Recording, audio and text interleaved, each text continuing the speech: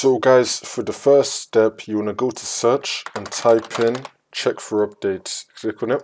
And now once you're on this, you want to click on check for updates. Make sure that your computer is fully up to date.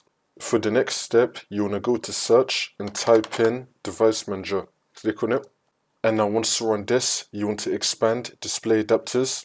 Now you want to find your graphics card. You want to right click on it and then click on update driver and then click on search automatically for drivers. Make sure that you have the best drivers for your device installed. Also, there's going to be 3 links down below in the description for NVIDIA, AMD and Intel.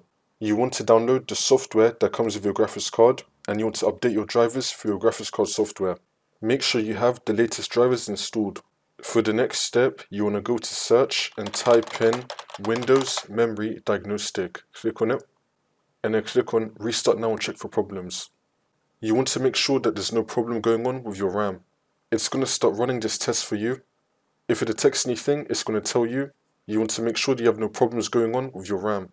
You can also take out your RAM and then put it back in, and make sure that your RAM is seated properly into your computer. Really, to fix this error is to do with your drivers and your RAM. So make sure that your graphics card drivers are up to date and that there's no problem going on with your RAM.